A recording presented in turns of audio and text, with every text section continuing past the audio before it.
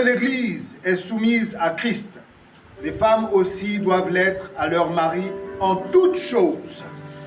Marie, aimez vos femmes, comme Christ a aimé l'Église et s'est livré lui-même pour elle. C'est dans cette atmosphère que s'est ouvert le séminaire sur le mariage à l'Église, les sarments, avec pour thème des mariages bâtis sur le roc, ce vendredi 19 juin 2026 à Vomam, dans la commune d'Akanda.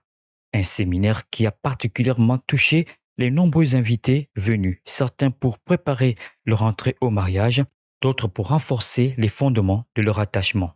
Nous avons pour habitude de toujours mettre la charge sur la femme, mais avec ce que le prophète a dit, il incombe aussi de l'homme.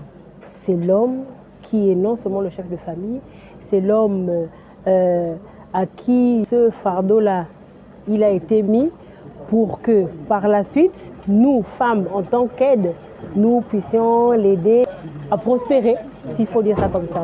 Je suis vraiment satisfaite. Encore une fois, j'apprends. Nouvellement mariée, j'apprends. Pour l'orateur du jour, cette union entre un homme et une femme n'est réservée qu'aux chrétiens et ne tolère pas les unions de même sexe.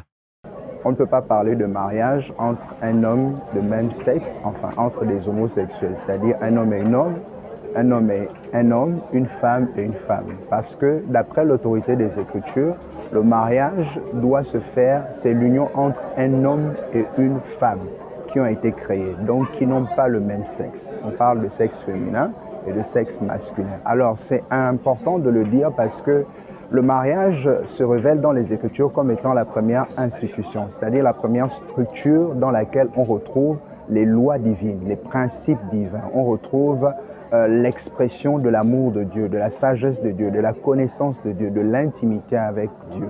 Et Dieu, dans sa pensée, lorsqu'il a conçu le mariage, il a voulu que ce soit entre un homme et une femme. Et donc, lorsque nous parlons des mariages, nous parlons bien de cette union entre l'homme et la femme, d'après les Écritures. Et Dieu étant le créateur de toutes choses, l'évolution de la société nous fait croire aujourd'hui que nous pouvons évoluer dans nos mentalités, c'est-à-dire aller vers des mariages homosexuels. On a en Europe et dans certains pays d'Amérique, et certains pays africains qui l'adoptent, des tendances à aller vers un mariage entre un homme et une femme et une femme. C'est une rébellion ou bien une expression du péché qui est rentré dans l'humanité lorsque Adam s'est justement dérobé de l'autorité de Dieu sur fond des instructions qu'il avait données. Parce que Dieu règne par sa parole. Et si on se dérobe à sa parole, comme nous l'avons vu avec Caïn, et si on s'éloigne de la présence et de la face de Dieu, c'est là que nous avons la manifestation d'autre chose que Dieu n'a pas créé. En réalité, lorsque nous regardons à la révélation des Écritures, le mariage a été conçu pour des personnes qui sont premièrement en intimité avec Dieu. Deuxièmement, qui sont soumis à l'autorité de Dieu. Troisièmement, qui vivent pour exprimer la révélation de Christ ou pour manifester la révélation de Christ comme nous l'avons vu. Adam est le premier homme à prophétiser sur l'œuvre de la croix.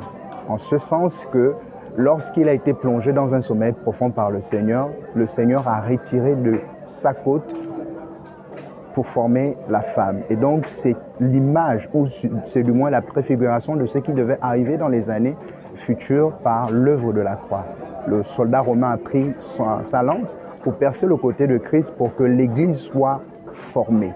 Et pour le révérend pasteur Franck Guéman, organisateur et leader de l'église locale d'Avorbam, il faut redonner au mariage ses lettres de noblesse dans un environnement où le taux de divorce oscillerait les 25 000 à ce jour dans notre pays. Nous avons organisé ce séminaire parce que nous constatons que dans notre nation, particulièrement, il y a une désuétude, une désorganisation et une déconsidération du mariage en soi. On a annoncé un nombre incalculable de divorces dans cette nation.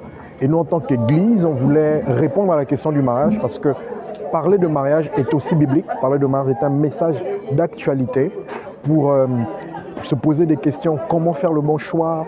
Comment bâtir un mariage sur des valeurs chrétiennes? Comment bâtir un mariage solide qui dure et qui repose sur les perspectives bibliques. C'est toutes ces questions auxquelles nous allons répondre pendant ces 3 jours. C'est donc un séminaire qui se veut riche d'enseignements pour toute personne aspirant au mariage, mais aussi pour toutes celles qui y sont déjà. Habitant d'Akanda et ses environs, vous y êtes cordialement invités du 19 au 21 juin 2026 avec une session extraordinaire et pratique ce samedi 20 juin 2026, de 10h à 14h. Venez savourer les délices du mariage, car c'est ici que s'établit la frontière entre l'insensé qui bâtit sur du sable et le sage qui se fonde sur le roc.